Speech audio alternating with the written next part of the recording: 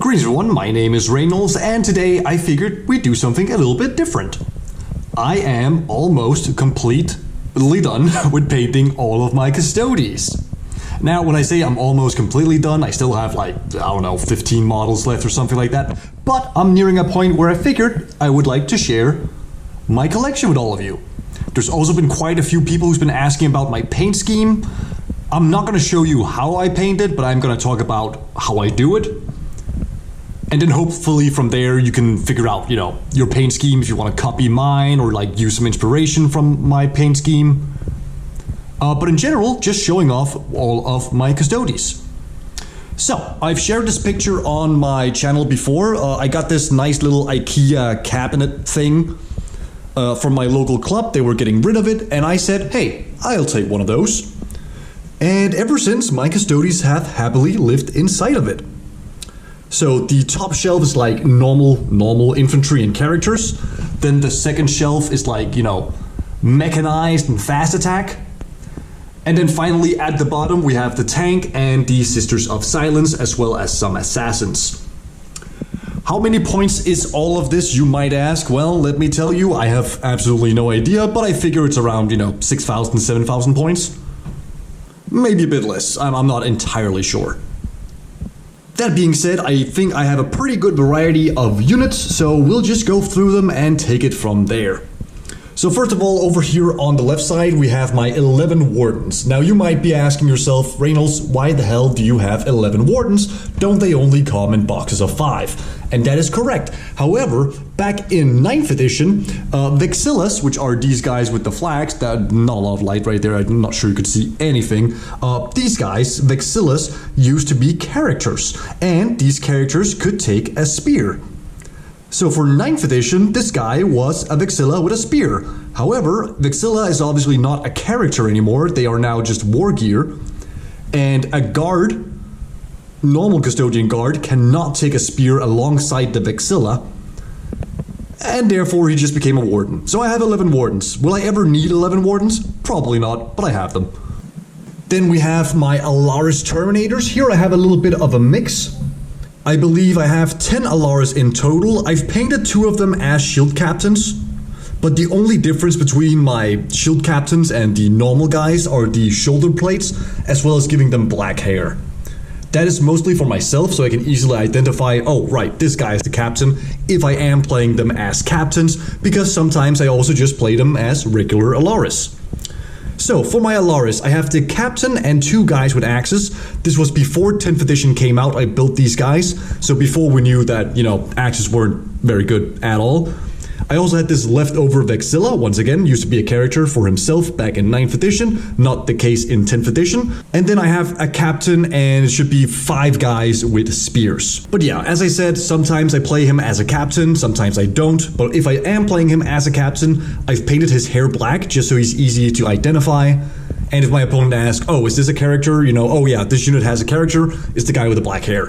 Because, as you know, Custodes not exactly looking a lot different from a normal model and a character model. Then we start looking at my custodian guards. And this is where things get a little bit weird and a little bit hard to explain, but I'll try my best anyway. So I believe I have 15 custodian guards in total. We have 5 guys with sword and shield, 8 guys with spears, and then 1 guy with Vexilla. Wait, that's not 15, that's 14. I don't know. I have a mix of each. I have mostly spears, but I do also have a decent amount of shields. I've also built 1 guy as a shield captain. And the difference between a shield captain guard and a normal guard is just that this guy has a cape. So sometimes, again, I don't play him as being a captain, but if I am playing him as a captain, I can easily identify him by looking at his cape. I also have a spear captain. And that, again, just makes it more easy to identify. Then over here we have 10 Sagittarum. I actually finished these quite recently.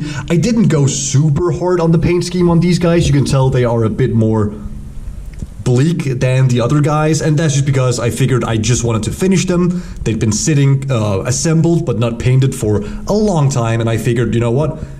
Just finishing them is better than, nothing at all. Then for characters we haven't talked about, there's of course Rejnols. He was one of the first guys I painted up.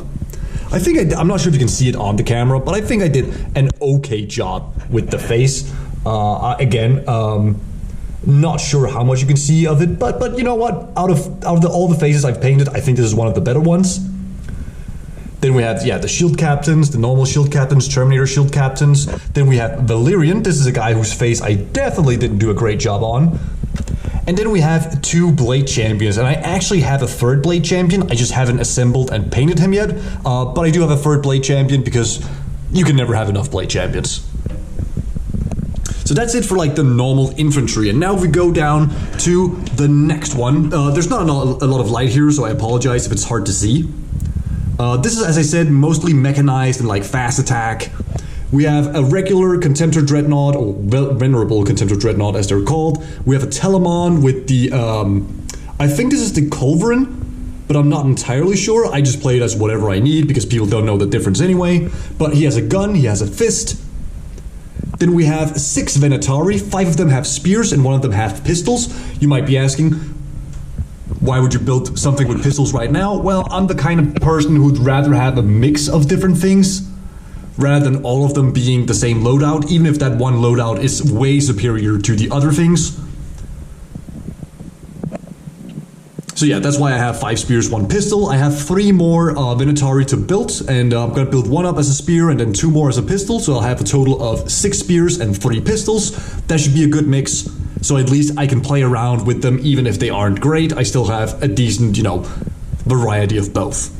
Then we have an Achilles Contemptor Dreadnought. This is the spear guy. Decided to give this guy flamers. Once again though, people cannot know, or most people don't know which weapons these guys have anyway. So, if one game I have flamers, I say I have flamers. In another game I might have destructors.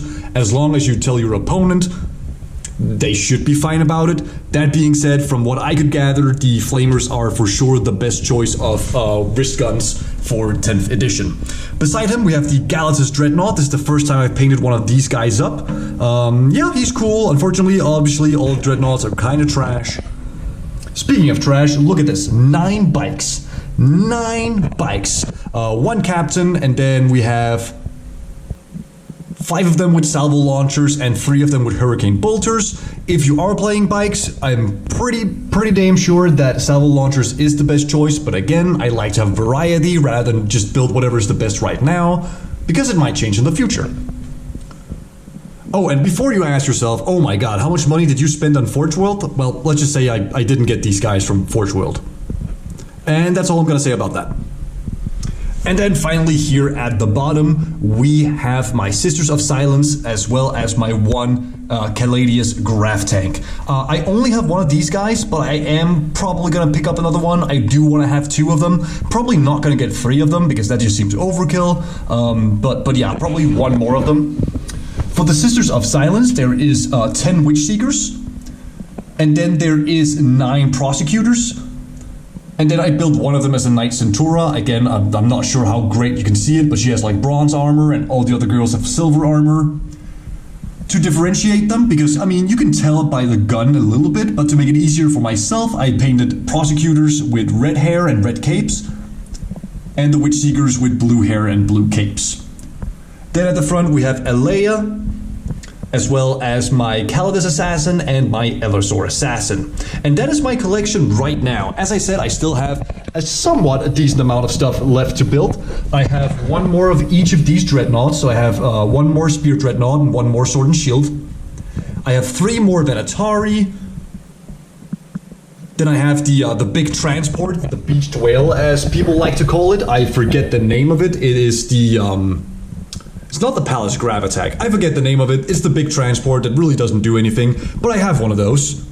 And then I have 6 of the Forge World bikes. Now those are actually painted because I got them secondhand alongside this tank and the transport. So I'm not sure I'm going to be painting those up. I might just leave them in the paint scheme they are in right now. But maybe sometime in the future I'll paint them up. And hello, this is Editing Rejnols. I was supposed to show my paint scheme, or like how I do my paint scheme, but honestly, the camera is not very good at picking up the colors, so it's not really a great, showing of how I paint my things. So instead of having to worry about you watching that scuffed video where I try to explain colors while it's super hard to see any of the colors, here is just a quick explanation while you look at the video. As you can see, the model doesn't look very good on the camera. Here's a quick explanation of how I paint my things. I start off with a black primer and then I airbrush gold using a $20 airbrush I got from like Alibaba or Wish or something like that. If you don't have an airbrush, then just use a normal brush, that's totally fine.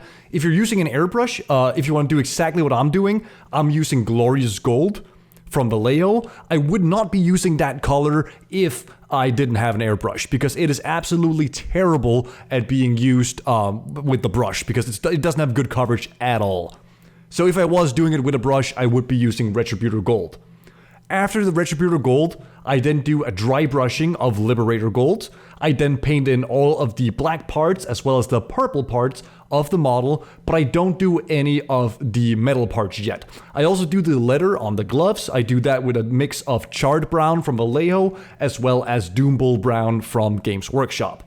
Once all of those colors is on the model, I then do a wash with a mix of Nuln Oil and Agrax Earthshade, 50-50 mix. Once the shading is done, I then go ahead and I paint up all of the raised details with Liberator Gold. So like the stuff on the shoulder pads and like the things on the chest. I hit those with Liberator Gold, but I don't do edge highlighting on any of the other parts of the model yet. I then also paint in all of the other colors, so mostly metallic, but also, you know, the red and the black. Once the metallics are down, I then hit all the metallics with a Nuln Oil wash, and after that the model is in theory battle ready. If you want to go even further with the paint scheme, well, now it's time to highlight. For the purple, I forgot to say my base coat is Royal Purple from Vallejo, and then I highlight with Hexed Lichen. For the gold, I highlight with a mix of Liberator Gold and Stormhost Silver. I still haven't quite figured out what my mix is. I want to say it's roughly 40% Liberator Gold to 60% Stormhost Silver, but honestly, if you just want to use pure silver, you can do that as well. I just don't like how pure silver looks, so I do the mix to make it just a little bit more gold. For the for the metal parts, I use Stormhost Silver to highlight. And then how to paint a power blade, I'm just not going to talk you through that because there's a very good tutorial on it that I followed myself, so go ahead and watch that video instead. And yeah, I think that's about it for how I paint my Custodes. Once again, sorry about the video quality of like the painting part, or rather, you know, showing off the models and showing off the paints.